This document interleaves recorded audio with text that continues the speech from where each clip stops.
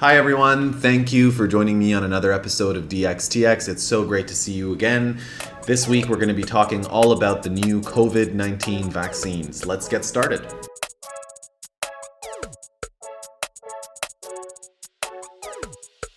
In today's video, I'm really excited to talk to you guys about some of the common questions I've been hearing from friends and family around the coronavirus vaccine. I was very fortunate to be vaccinated December 23rd. It's a day I will never forget. I received my first dose of the Pfizer-BioNTech vaccine and received my second dose about a week ago as a frontline emergency clinician.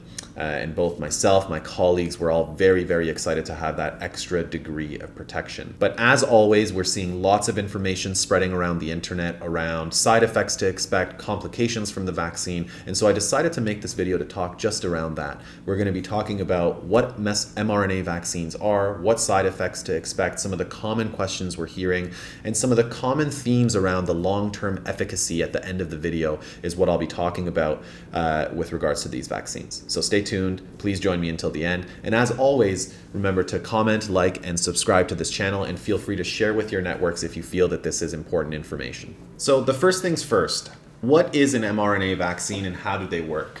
This is a super exciting time for science because these mRNA vaccines, although the technology has been around for the last 20, 30 years and has been studied, are one of the first of their kind. And they're really going to change the game in terms of how we vaccinate against diseases in the future. With regards to the COVID vaccine specifically, the very easy and simplistic way for you guys to think about this is that mRNA vaccines are vaccines that do not carry the actual live virus that might be weakened or particles of a dead virus that we see with other vaccines that we've used in the past. This actually just carries a small bit of genetic material known as RNA that will then get picked up once it's injected into your arm by your own cells. This genetic material, or RNA, the mRNA in these vaccines, is then read by your cells to create specific proteins. In the case of the coronavirus vaccine, these are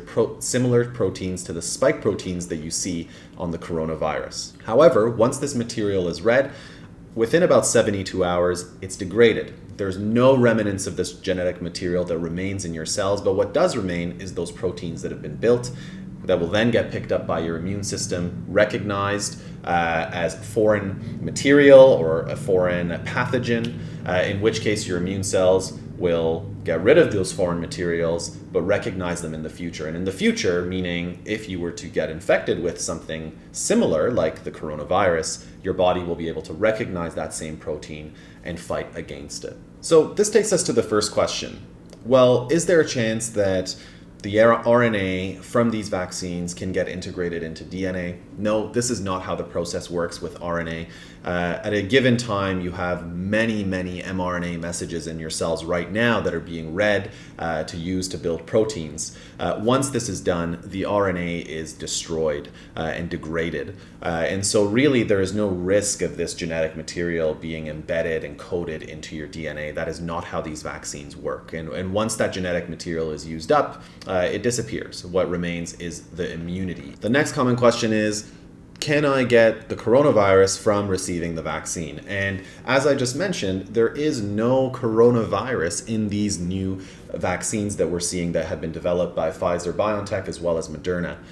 It is just the RNA. So it is actually impossible for you to contract coronavirus from receiving this vaccine. The next question that we oftentimes hear is, are there side effects from receiving the vaccine? Absolutely, there are side effects. There are side effects with any vaccine or medication or drug that you use. If you open up some of the common medications that you have in your medicine cabinet and look through the pill bottle side effect list, I'm sure a lot of you are going to be terrified. But what we see from these vaccines is that all of the side effects are very short-lived, predictable, and usually very, very harmless. And so what the common side effects that we're seeing with these vaccines are your common immune response type of side effects. You might develop a very, very low-grade fever, muscle aches, headaches. You might just be fatigued and feel run down for a day or two after receiving the vaccine. But again, this is an indication that your body has now picked up this vaccine and the vaccine is doing its job. It's helping your immune system build immunity so that when it is exposed to the coronavirus, you are protected. The next question that we hear a lot about are around the allergic reactions that have been reported from individuals who have received this vaccine. There have been some reports around individuals who've been vaccinated with these vaccines who have had anaphylactic reactions. And this is not unheard of. A lot of people can develop allergies to various materials that are used in developing vaccines. We know that this has happened in the past with many other vaccines that we have, the flu vaccine, the MMR vaccines. So there is always a possibility that you can have an allergic reaction. However, this is still very, very few and far between, and the vaccines are very well tolerated by the majority of people that receive them. In Canada, for instance, our rates so far of allergic reactions that have been reported that were significant were somewhere around 5 per 115,000 doses as of January that were given. The other reassuring thing about this is that when you receive the vaccine, we actually will observe you for about 15 minutes after receiving your dose, because almost all of these reactions have happened within the first 15 minutes of the vaccine being given, so that if you do develop one of those rare allergic reactions from this vaccine, you are being observed and that can be treated. There's also been some discussions around the development of something known as Bell's palsy after receiving the vaccine. Now, some of you may be thinking, what is Bell's palsy? Bell's palsy is a problem with your facial nerve, which is responsible for the movement of your facial muscles. For Canadians, a common icon that comes to mind who had Bell's palsy is the famous Jean Chrétien, our past prime minister. Now, when you have this problem, you will notice patients will have a facial droop. They won't be able to drink properly. They won't be able to close their eyes properly. And so there was a lot of concern around whether or not there was an incidence of Bell's palsy for those who have been vaccinated. And from what we've seen so far, and in reviewing the data that was posted by the Pfizer and Moderna trials, we see that the incidence of Bell's palsy in the people who were vaccinated was really no different than the incidence of Bell's palsy that we see in the general population. So there's really no good solid evidence right now to say that the vaccine actually increases your incidence of getting Bell's palsy.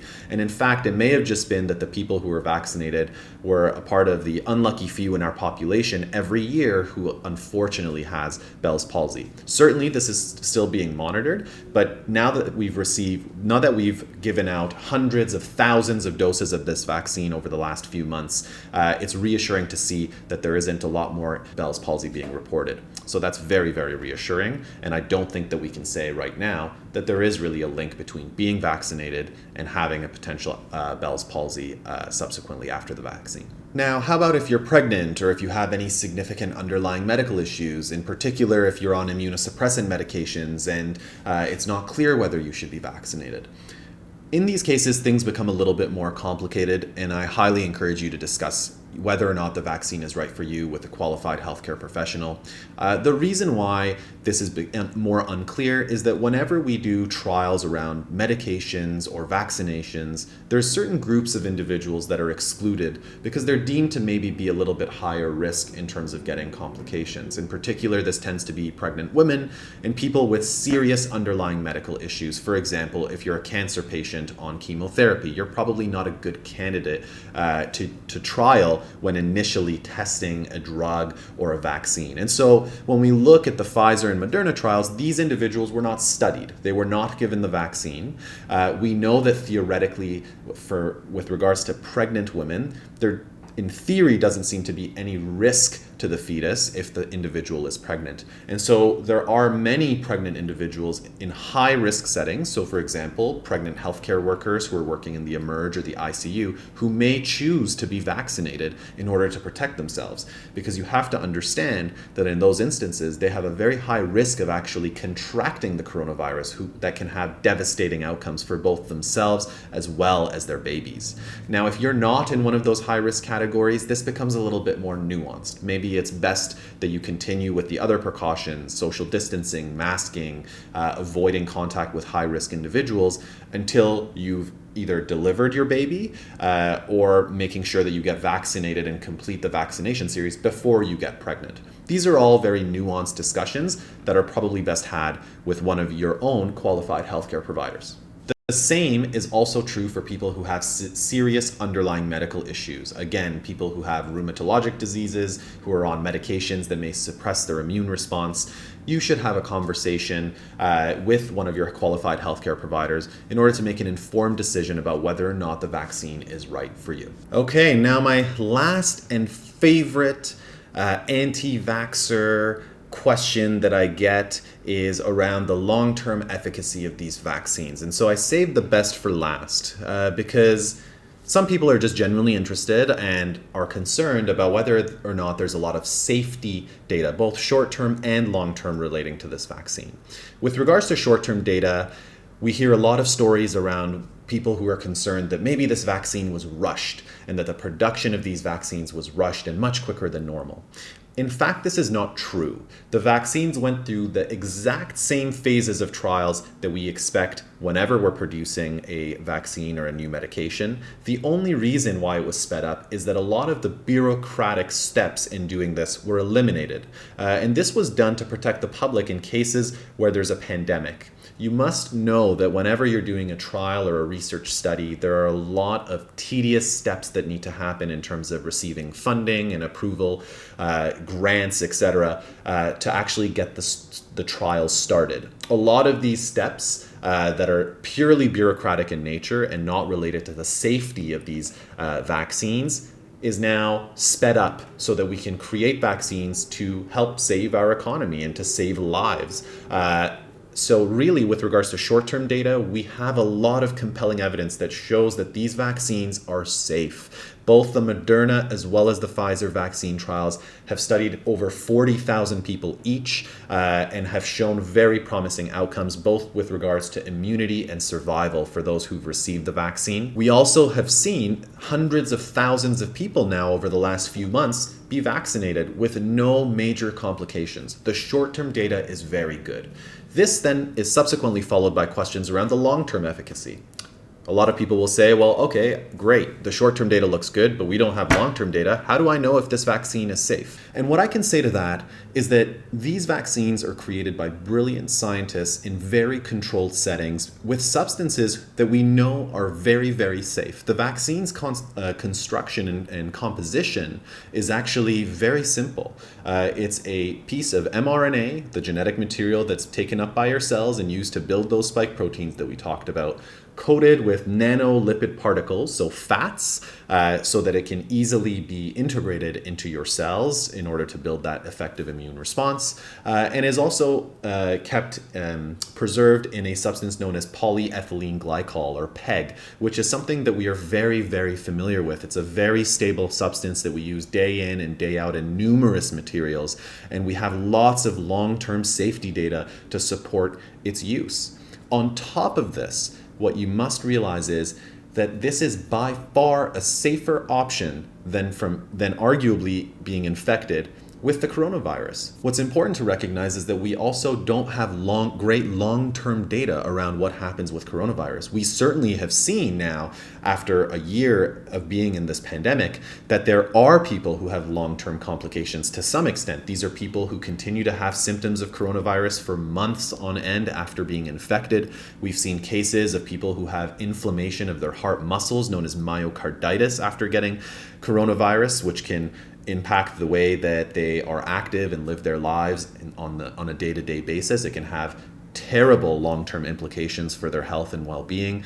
We know that a lot of the people who recover will not regain the same amount of lung capacity after they've been infected. And that's just what we know right now. In terms of listing a few of the things that we know, we still are going to be learning things about this virus and what happens to those who've been infected with this virus for years to come. So if it were me, and it has been me, I've received my vaccines, I would highly encourage those who are able to protect themselves, to protect their futures by considering getting the coronavirus vaccine. It's safe, the complications are little, the side effects are few and far between, and you'll be doing a great service to yourself as well as those around you by being vaccinated.